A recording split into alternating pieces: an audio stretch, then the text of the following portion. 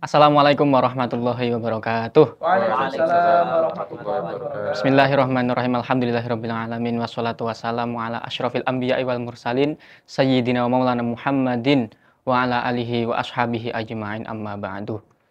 Baik teman-teman yang berbahagia, pada kesempatan kali ini kita akan membahas tentang agama Islam. Islam sebagai agama yang rahmatan lil alamin. Perlu diketahui, Islam yang sebagai rahmatan lil alamin itu punya tendensi dasar di dalam Al-Quran, dalam salah satu surahnya yang berbunyi wa ma arsalnaka illa rahmatan lil alamin. Artinya, tidaklah kami mengutus engkau Muhammad kecuali sebagai rahmat untuk semua alam. Nah, di dalam ayat ini para ulama banyak yang menjelaskan tafsiran-tafsirannya. Sebelum kita tahu tafsirannya, kita perlu tahu ternyata rahmatan lil alamin bagi Islam itu adalah salah satu tujuan utama. Kenapa? Karena di dalam ayat sendiri terdapat nafi yang dinafikan. Artinya di dalam salah satu kitab usul yang jim-jim itu ya, nafi yang dinafikan itu adalah salah satu hasr yang terkuat. Artinya tujuan utama di dalam Islam adalah rahmatan lil alamin. Begitu. Oke, kita next. Di dalam kajian tafsirnya, salah satu ulama terkemuka di dalam mazhab Syafi'i, beliau Imam Al-Mawardi, mengartikan rahmah itu apa? Ternyata beliau cenderung mengartikan rahmah itu adalah nikmat. Cuma di dalam Al-Quran disebutkan rahmah. Kenapa begitu? Ternyata nikmat yang dimaksud karena muncul dari sebuah rahmah, sebuah kasih sayang, maka di dalam Al-Quran disebutkan teks rahmahnya. Ini juga berkaitan erat sekali dengan nikmat-nikmat yang muncul gara-gara Islam. Nanti kita akan bahas setelah ini. Setelah kita tahu makna rahmah dari Imam Mawardi yang mengatakan adalah rahmah itu nikmat.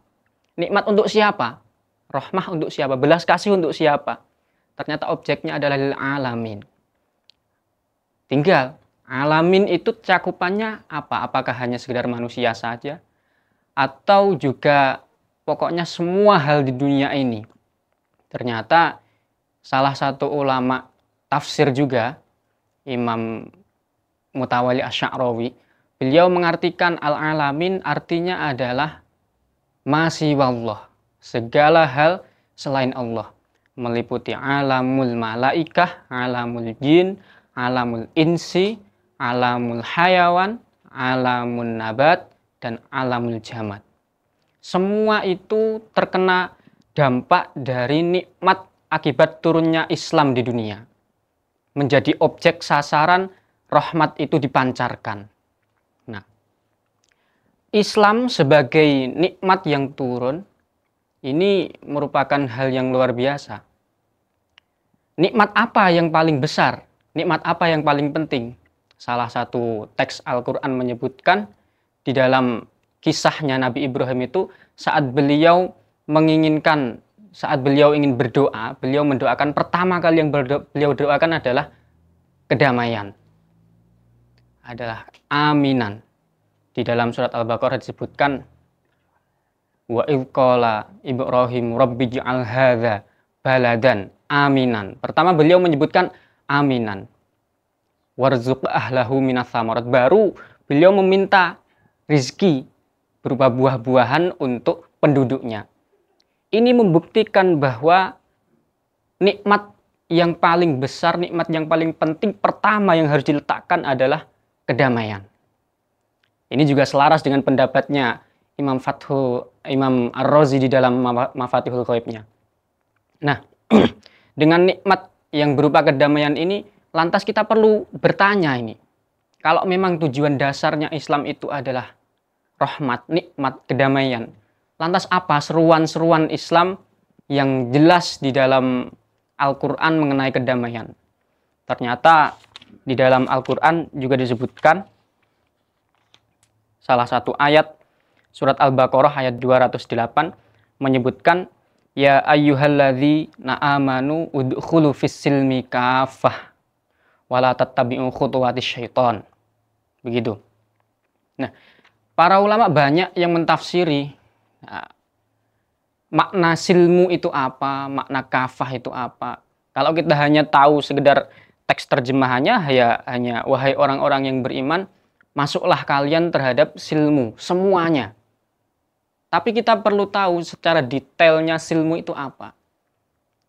Banyak ulama yang mentafsirinya, di antara lain adalah Imam Ar-Razi yang mengatakan bahwa asilmu itu maknanya adalah as-sulhu, tarkul muharabah wa tarkul munaza'ah. Kalau diartikan berarti perdamaian, meninggalkan pertikaian dan peperangan.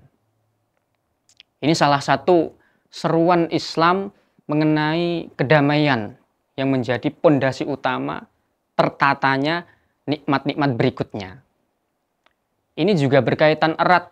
Ada ayat lain yang punya makna senada di dalam surat Al-Anfal ayat 61 disebutkan wa in janahu lis-silmi fajnah laha wa tawakkal 'ala Allah.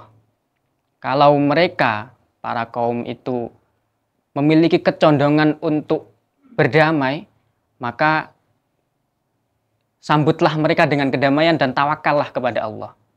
Begitu.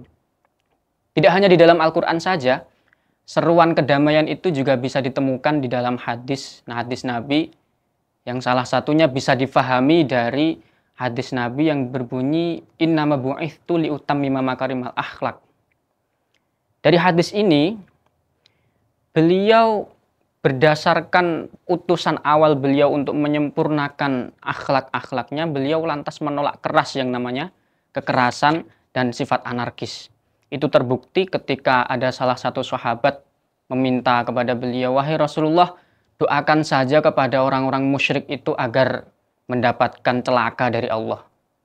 Beliau menjawab, inni lam ub'ats la'anan wa innama bu'ithtu rahmatan.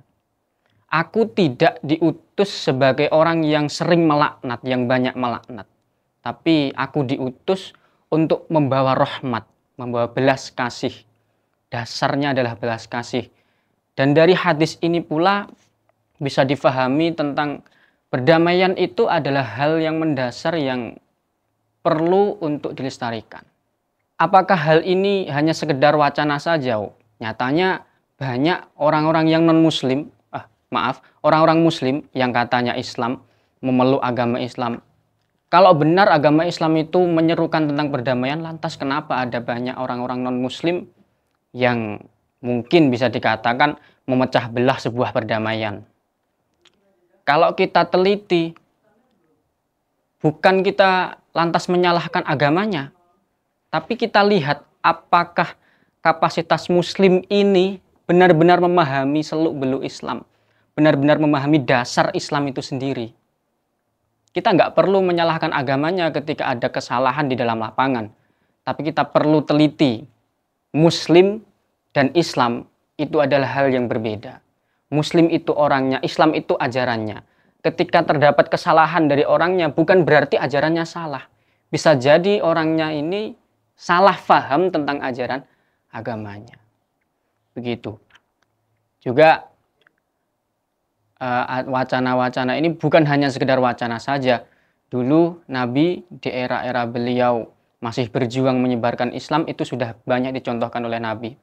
Mulai dari perjanjian saat di Madinah, Piagam Madinah, di mana beliau punya komitmen bersama orang-orang Yathrib, bersama orang-orang yang non-muslim di sana untuk sama-sama membangun peradaban yang adil, yang damai, beretika, dan juga peradaban yang tentu tentram. Begitu. Selain itu, selain perjanjian Piagam Madinah, beliau pada histori berikutnya, saat beliau ingin umroh bersama dengan jamaahnya, beliau dihalangi oleh orang-orang kafir Makkah.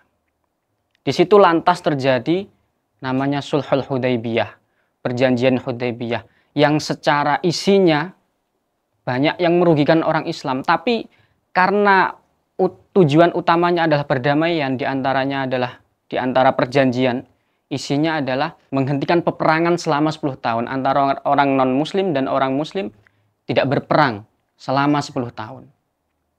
demi ini, lantas beliau merelakan untuk mengambil resiko berupa mungkin perjanjian-perjanjian yang merugikan seperti itu. Ketika ada orang muslim yang murtad menuju ke Mekah, maka tidak boleh dikembalikan pada Nabi. Tapi sebaliknya, ketika ada orang kafir, dia memeluk agama Nabi, Nabi harus mengembalikan kepada mereka. Ini kan terkesan merugikan terhadap orang Islam. Tapi karena tujuan perdamaian ini yang sulit digapai, ada kesempatan, maka Nabi mempraktekkan di sini. Juga peristiwa-peristiwa lain banyak dicontohkan, dan itu dirasa sangat cukup membuktikan bahwa ternyata seruan Islam terhadap perdamaian itu bukanlah sekedar wacana belaka. Mungkin hanya seperti itu yang bisa kami sampaikan. Ihdinas siratal mustaqim. Assalamualaikum warahmatullahi wabarakatuh. Waalaikumsalam.